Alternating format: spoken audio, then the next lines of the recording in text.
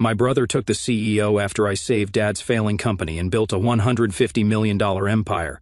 He tried to steal it, but I had a plan that left him speechless. When I was 26, fresh out of business school, the company was bleeding money. My dad looked 10 years older than he was, buried under stress, and my older brother Adam wasn't helping. Adam was 31 at the time, and while I was busting my ass learning about supply chains and financial models, he was, let's just say, living it up. He had this effortless charm that made him the favorite, always had, always would. I knew that. It wasn't new, but it still stung. The wake-up call came one night when I found my dad sitting in his office, surrounded by stacks of unpaid invoices and contracts that were going nowhere. He didn't even notice me walk in. His desk looked like a disaster zone, and he looked like he hadn't slept in weeks. When he finally noticed me, he said, "I think it's over, son. I don't know how to fix this." That hit me harder than I expected. I don't know if it was the weight of his words or the realization that everything he worked for might collapse, but something inside me just clicked. I told him I'd handle it. I don't know if he believed me at the time, but he didn't argue, and honestly, I think he was just relieved someone was stepping up. From that moment, I practically lived at the office. I learned every detail about how the company worked, or more accurately, how it wasn't working. I got familiar with the numbers, renegotiated contracts, and talked to every client who'd walked through the door. A lot of them didn't want to hear from me. I was young, inexperienced, and they'd already lost trust in us. I can't tell you how many times I got told no or had doors shut in my face. But I just kept showing up. People noticed that, you know. Even the ones who didn't like me much started to take me seriously after a while. The first year was brutal. I was pulling 16-hour days minimum. My dad was still technically running things, but he left most of the decisions to me. I cut unnecessary spending left and right, including some of Adam's more indulgent expenses. He had this thing where he'd charge personal stuff to the company account, and no one ever stopped him. I stopped it. He didn't take that well. I still remember him showing up at the office one day just to laugh at me. "Look at you playing CEO," he said. "Don't get too comfortable. Dad will never let you have it." I ignored him, like always. I knew how this game worked. Adam was the favorite. He always got the credit for things he didn't do and the benefit of the doubt when he screwed up. But I wasn't doing this for approval. I was doing it because I couldn't let my dad's work go down the drain. By the end of that year, things started to turn around. We weren't thriving yet, but we weren't drowning either. Slowly, we started building a reputation again. Clients began to come back. Employees started to trust that their jobs weren't on the chopping block, and the company was actually making money. It wasn't a lot, but it was something. Here's the thing about success, though. It doesn't fix everything. My dad was proud of the progress we'd made, but in his eyes, Adam could do no wrong. No matter how much I accomplished, Adam was always his golden boy. At family dinners, my dad would talk about Adam's business sense, even though Adam was barely around. Meanwhile, I was crunching numbers and planning expansion strategies while everyone else was talking about vacations. It wasn't fair, but life rarely is. I decided pretty early on that I didn't need the credit. If Adam wanted to take all the praise, fine. I had bigger goals in mind. My dad's approval would have been nice, sure, but what mattered to me was making the company something worth being proud of, something sustainable, something I could look at and say, yeah, I did that. In the years that followed, the company transformed. We started offering new services, developed some tech solutions that set us apart, and expanded into markets we never thought we could reach. Revenue grew steadily, from scraping by to hitting 8 figures and eventually crossing into 9. It was surreal watching something that was once on the brink of collapse turn into an industry leader. I should have felt on top of the world, but there was always this undercurrent of tension. Adam. He wasn't as absent anymore. As the company became more successful, he started popping up at the office more often, acting like he was an integral part of the operation. Everyone knew better, but no one said anything, not even Dad. Looking back, I think that was the first sign that something was off. Adam didn't like that the spotlight wasn't entirely on him anymore. He'd joke about how I was too serious or needed a life outside the office, but behind those jokes there was this edge to him, like he was gearing up for something. I didn't know what, but I could feel it. Still, I kept my head down and focused on the work. I wasn't about to let his insecurities derail what I'd spent years building. At least, that's what I told myself. In reality, I didn't think he could do much damage. I underestimated him. That was my first mistake. But for now, let's just say that by the time we hit $150 million in revenue, the cracks were already starting to show. I just didn't realize how deep they were. I knew something was off the second Dad called for the shareholders' meeting. It wasn't like he'd never gathered us before, but this one felt different. The way he phrased it, a significant announcement about the company's future, had a finality to it. I figured it was about his retirement. After all, he'd been talking about stepping back for years now, especially after the company had stabilized. I wasn't nervous. If anything, I was ready. I'd been running the company for years in all but title, and this meeting seemed like a formality to make it official. I'd worked my ass off for this. I wasn't looking for a pat on the back, but I figured this was the natural progression. Who else would take over? Adam showed up late, of course. That was classic Adam. I was already at the boardroom table, going over my notes for the presentation I'd prepared, when he strolled in like he didn't have a care in the world. He was all smiles, shaking hands, cracking jokes. Everyone loved him. That's the thing about Adam. You'd almost forget that he'd never done anything to earn the respect he got. He just had this way of making people feel like he belonged, even when he didn't. He gave me a wink as he sat down, and something about it made my stomach turn. Not because I was scared, Adam had never been a real threat, but because it felt calculated. I brushed it off. No sense in letting my imagination run wild before the meeting even started. Dad walked in a few minutes later, looking tired but determined. He gave his usual spiel about the company's history, how much it meant to him, how proud he was of what we'd achieved. It was a bit over the top, but that was Dad. He liked to set the stage before dropping the big news. When he finally got to the point, he stood up, adjusted his glasses, and said, "It's time for me to pass the torch." He paused, looking around the room like he was waiting for applause or something. After much consideration, I've decided that Adam will be the new CEO. I swear time stopped for a second. My brain refused to process what I'd just heard. Adam, CEO? Surely this was a mistake. I looked at Adam, and he was grinning ear to ear, not surprised, not caught off guard, grinning. That's when it hit me. He'd known. He'd known all along. I didn't have time to dwell on it because Dad kept going. "I believe Adam embodies the leadership qualities this company needs to move forward," he said. Leadership qualities? The guy who could barely show up to meetings on time? The guy whose biggest contribution to the company was draining the entertainment budget for years? Before I could say anything, Adam stood up, holding a folder. "I'd like to take a moment to address something important," he said, his tone all businesslike, which was laughable coming from him. He opened the folder and started flipping through pages, making a big show of it. Over the past few months," he began, "and I've come across some troubling discrepancies in the way certain decisions have been made." He glanced at me, then at the board members, as if he was trying to gauge their reactions. "And it appears that my brother has been operating outside his authority." I couldn't believe what I was hearing. He went on to accuse me of making unauthorized deals, overstepping my role, and jeopardizing the company's reputation. He painted a picture of me as this reckless, power-hungry figure who'd been running wild while Dad was distracted. It was all so carefully worded, just vague enough to sound plausible without offering any real evidence. I opened my mouth to defend myself, but Dad cut me off.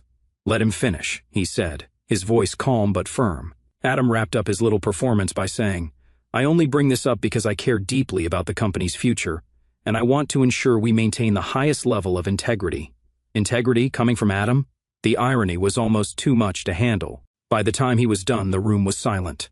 All eyes were on Dad, who took a deep breath before saying, "After reviewing the situation, I've decided to terminate Marcus's employment, effective immediately." And just like that, my world came crashing down. Security guards appeared out of nowhere, standing by the door like they were waiting for the signal to drag me out. I didn't fight it. I didn't even say anything. What was there to say? The decision had been made long before this meeting, and I'd walked right into their trap. As I gathered my things, Adam leaned over and said, "Just loud enough for me to hear. Nothing personal, little brother. Just business." That was the moment I realized this wasn't just about the company. This was about him proving something. To me, to Dad, to everyone who'd ever compared us. He didn't care about the company's future. He cared about taking it from me. I walked out of that boardroom with as much dignity as I could muster, but inside, I was boiling. Not just because I'd been blindsided, but because Adam had managed to turn years of hard work into a weapon against me. He hadn't just taken the job, he'd taken the narrative. By the time I got to my car, my phone was already blowing up. Texts from colleagues, friends, even a few board members who were shocked by what had happened. I ignored them all. I needed to think. The drive home was a blur. I kept replaying the meeting in my head, trying to figure out how I'd missed the signs. Looking back, they were all there. Adam showing up at the office more often, Dad being unusually secretive, even the way some of the board members had been acting distant lately.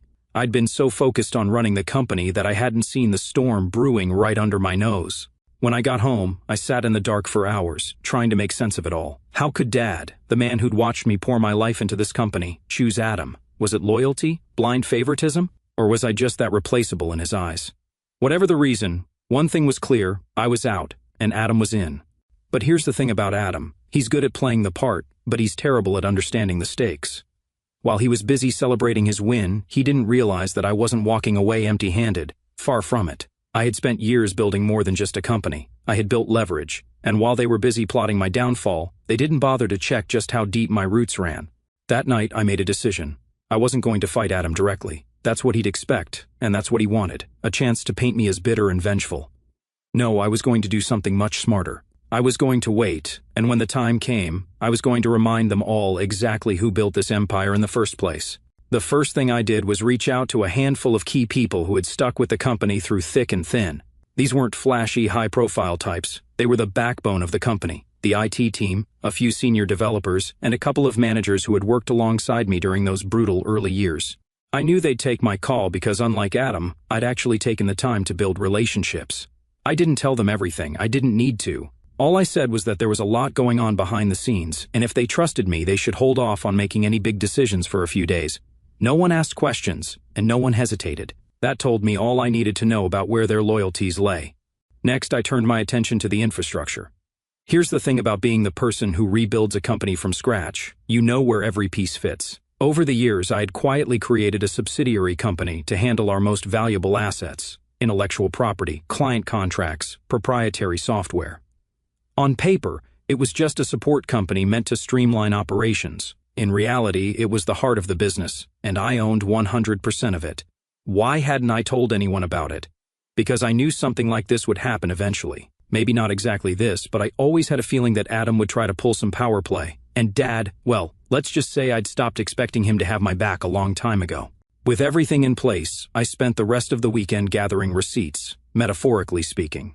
I went through years of documentation, emails, contracts, and financial records, compiling evidence of Adam's negligence, mismanagement, and outright shady behavior.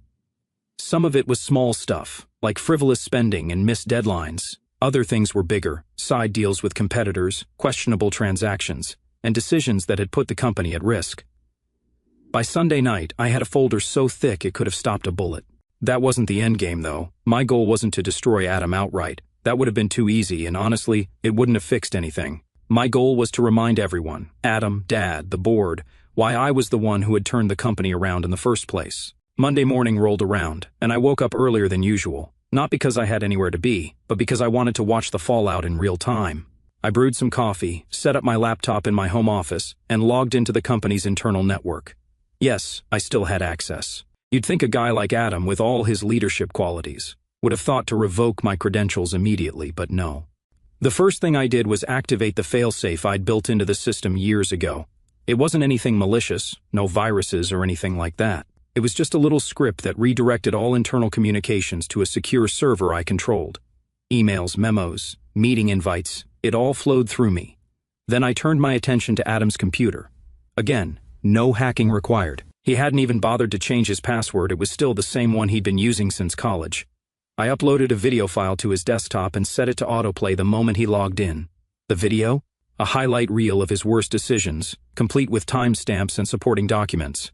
It wasn't flashy or over the top, just a cold, hard reminder of his incompetence. By 8:15 in the morning, the chaos had begun. I watched through the security feed as Adam strolled into the office, looking smug as ever. He sat down at the CEO's desk, powered up his computer, and leaned back in his chair like he owned the place.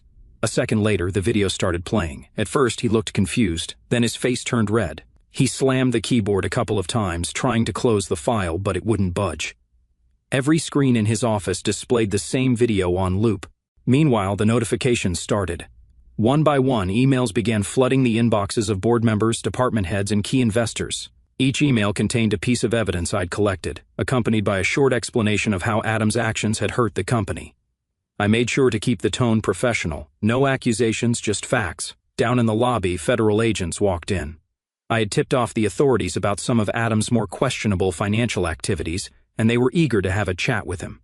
The cherry on top? An email from the IT department announcing their resignation. They had all signed contracts with my subsidiary and were officially no longer employees of the company. The email ended with a simple line, "We stand with the person who built this company." I watched as Adam tried to keep it together. He called for IT support, but no one answered. He called Dad, but Dad's phone went straight to voicemail. He even tried to call me at one point. I didn't pick up.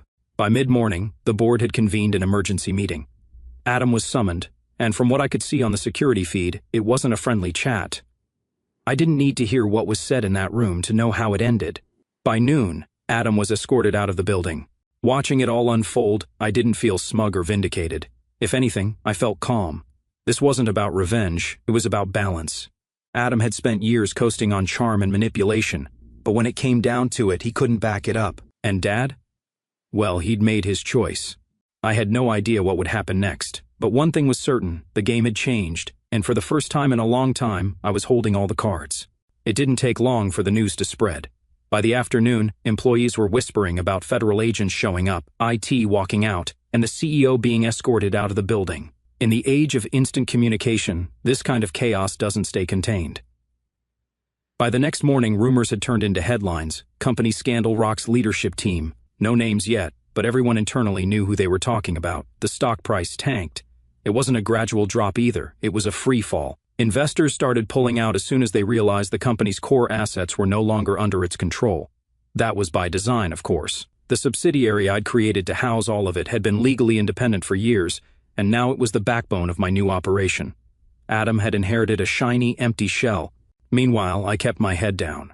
I wasn't about to pop up in the middle of this and look like the guy rubbing salt in the wound.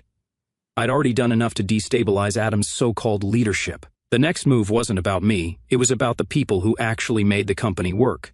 That morning, I sent out an email to all employees. It was short and to the point. Subject, a new opportunity. To all current staff, you've seen the events of the past day. Many of you are probably feeling uncertain about your future. I want you to know that your hard work and dedication haven't gone unnoticed. I'm offering you the opportunity to join a new organization where your contributions will be valued, your jobs will be secure, and you'll be working under leadership that prioritizes innovation and integrity. Your roles and benefits will remain intact with enhanced support and opportunities for growth. If you're interested, you can find more details here. Link. No pressure, this is entirely your choice. Thank you for everything you've done. You deserve better, and I hope to provide it. Marcus. By the end of the day, my inbox was flooded with replies. People weren't just signing on, they were thanking me for giving them a way out. It was surreal reading messages from folks who had stuck with the company through its darkest times, telling me they believed in me, not the organization that had just imploded. Over 93% of the staff accepted the offer within hours. Adam, on the other hand, wasn't faring so well.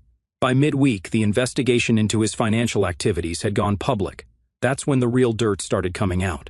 It turns out he'd been siphoning money through fake vendor contracts for years. He'd also been cozying up to competitors, selling them client information in exchange for under-the-table payments. I knew about some of it, but seeing it all laid out in black and white was staggering.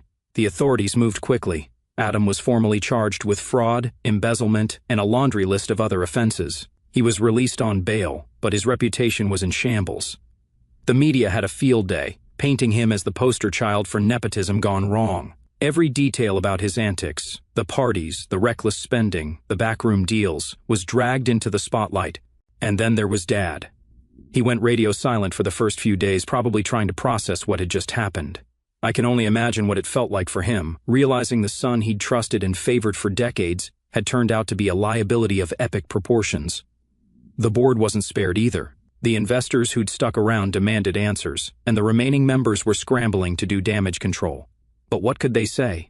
The foundation of the company had been ripped out from under them. Everything that made the business valuable was now part of my new operation. That week, I held a meeting with the leadership team of my new company. These were the people who'd followed me out of the chaos: the IT director, the head of operations, a few key managers, and the core development team. We sat around a conference table in the new office space I'd quietly secured months earlier. It wasn't flashy, just a functional, modern setup with enough room to grow. First order of business, I said, is making sure everyone feels stable here. No surprises, no gimmicks. We've all been through enough of that. Heads nodded around the table.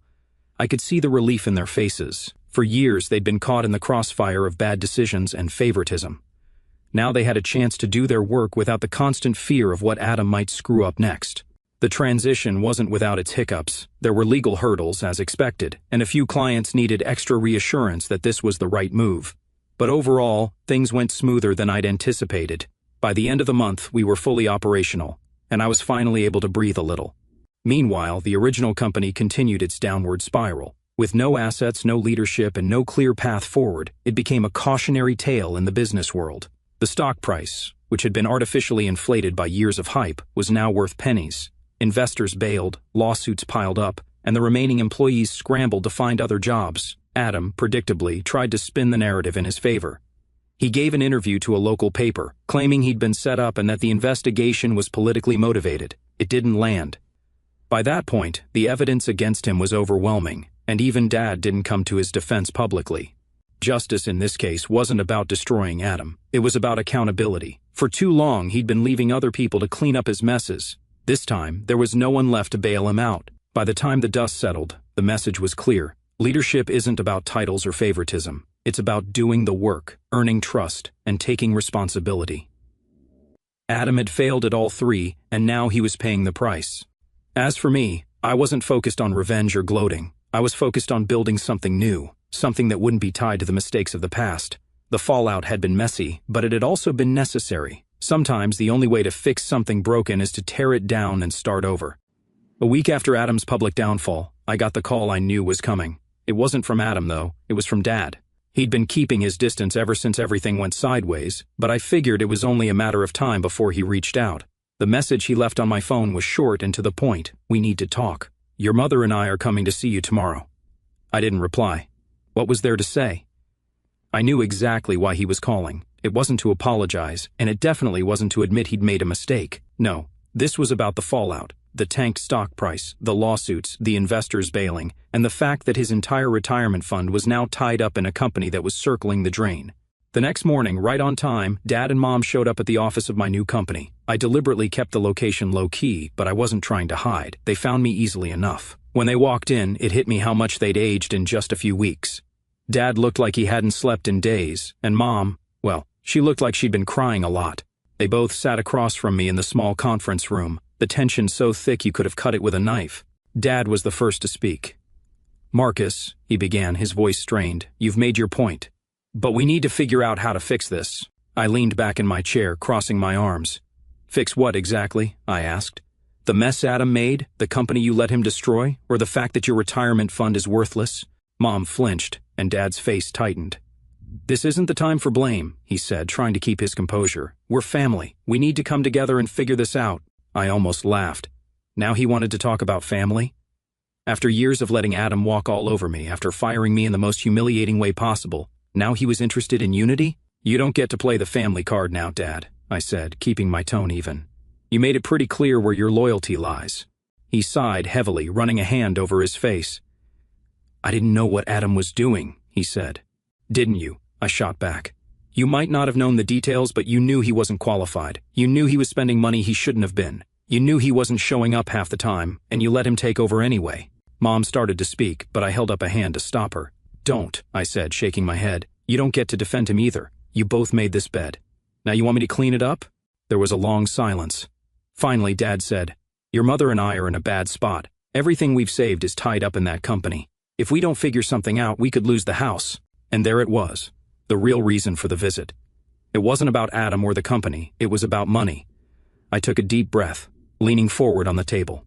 "I'm going to help you," I said. Relief washed over their faces, but I wasn't done. "Here's how it's going to work. I'll buy your shares in the company at their original value. That'll give you enough to keep the house and retire comfortably, but there are conditions." Dad frowned. "What kind of conditions?" "First," I said, "you both sign a non-disclosure agreement. That means no talking to anyone, friends, family, reporters, about what happened with Adam or the company. Second, you retire quietly. No more meddling, no more trying to fix things. And third, the money comes with strings attached. You'll get a monthly allowance, and any major expenses have to be approved by a trustee." Mom looked like she wanted to protest, but Dad put a hand on her arm. "That seems extreme," he said carefully. "Extreme?" I repeated, leaning back in my chair. "Dad, this is me being generous. I don't owe you anything after everything that's happened. I could have walked away and left you to deal with the mess you made, but I'm not. I'm doing this because deep down, I still care about this family, even if you don't deserve it." That last line hit harder than I expected. For a second, I thought Dad was going to argue, but then he nodded slowly. "Fine," he said. "We'll sign whatever you need us to sign." Mom looked at him, wide-eyed. "Leonard." "It's the best we're going to get," he said, cutting her off. I stood up, signaling that the meeting was over. I'll have the papers ready by tomorrow. Once you've signed, the funds will be transferred within 48 hours. They stood too, and for a moment, we just stared at each other. This was the man who'd always told me to take responsibility, to own my mistakes, to be better. And here he was, broken and defeated, asking for a bailout from the son he'd overlooked for years. As they left, Dad turned back and said, "You're a better man than I gave you credit for." I didn't respond. Words didn't mean much to me anymore, not from him. When the door closed behind them, I sat back down and stared at the table for a long time. This wasn't the victory I'd imagined. It didn't feel like a victory at all, but it was necessary. Sometimes doing the right thing doesn't feel good, it just feels like closure. The day my parents signed the papers, I didn't feel relief or satisfaction, just a strange kind of emptiness. It was done. They had agreed to the terms and the money was on its way to them. I knew it was the right thing to do, but it didn't feel like a win. If anything, it felt like I was finally putting an end to something that had been broken for years. But life doesn't pause for reflection. While my parents settled into their new financial reality, I had a company to run.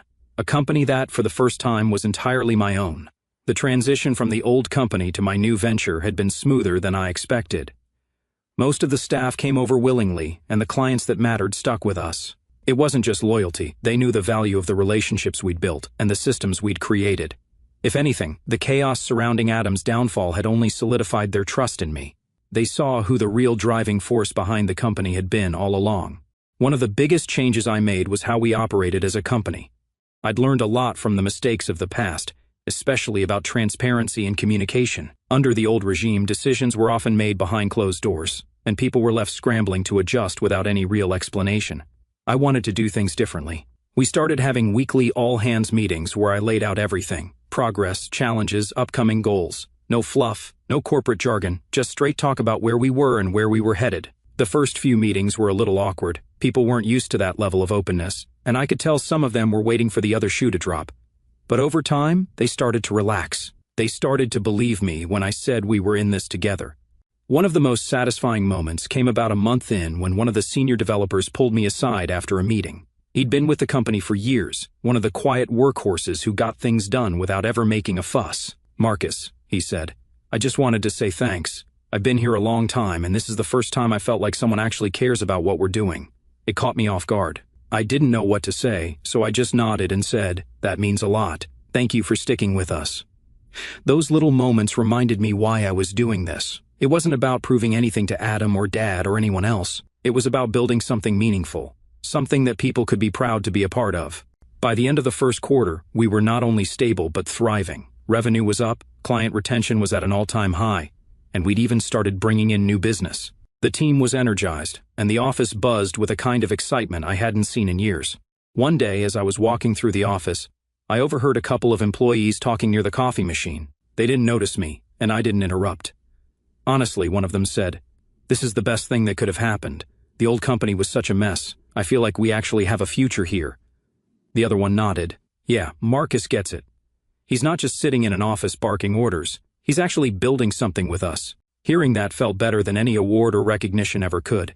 It wasn't just about the numbers or the growth. It was about the fact that people believed in what we were doing. Meanwhile, the old company was barely limping along. The lawsuits were piling up, the stock was essentially worthless, and the remaining employees were jumping ship as fast as they could. Adam, from what I heard, was trying to stay out of the spotlight, but the damage to his reputation was done. He was no longer a name anyone wanted to be associated with. By the 6-month mark, the new company had established itself as a leader in the industry. We weren't just surviving, we were innovating. We launched a new product line that streamlined logistics for small businesses, and it took off faster than we'd anticipated. It felt like everything I'd been working toward for the past 10 years was finally coming together. For years, I'd been fighting to prove myself, to Dad, to Adam, to everyone who'd ever doubted me. But in that moment, I realized I didn't need to prove anything anymore. I'd built something real, something that would last. And for the first time in a long time, I felt at peace. Now, it's been 3 years since everything went down, and if I'm being honest, I still think about it sometimes. Not in a regretful way, but in that, how did I even survive that kind of way? The whole ordeal feels like a lifetime ago, even though it fundamentally changed everything about my life. My new company, our company, is thriving. When I say thriving, I mean we've surpassed every goal I ever thought possible. The team we built after leaving the old company has grown into something I'm genuinely proud of. We're not just profitable, we're respected. People in the industry look at us as the gold standard, the kind of company others want to emulate. That feels good, not because of the recognition, but because it means we're doing things the right way. But let's be real, success doesn't erase the past. Every now and then, I'll catch myself scrolling through old emails or glancing at news articles from the fallout. Adam's name comes up occasionally, usually attached to some cautionary tale about leadership or nepotism. Last I heard, he's working in some low-level job, trying to stay under the radar. I don't keep tabs on him, but it's hard not to hear things when your name and his are still loosely connected in some circles. As for my parents, they've settled into their quiet retirement. Mom sends me emails now and then, updates about their new hobbies or the neighborhood potluck they've started hosting. Dad, though, he stayed silent. I haven't spoken to him directly since the day he signed those papers in my office. I don't think he's bitter, but I also don't think he knows how to rebuild the bridge he burned. And honestly, I'm not sure I'd let him if he tried. What's funny is how much perspective time gives you. When everything first happened, I was so focused on proving myself, on showing everyone that I was the one who deserved to lead. But now, 3 years out, I realize I don't care about that anymore. People who know me, who work with me, already understand the kind of person I am. I don't need to scream my accomplishments from the rooftops, and I certainly don't need validation from the people who doubted me. And as for those who wonder how the quiet one ended up on top, here's what I'll say. While others were busy posturing and playing politics, I was doing the work.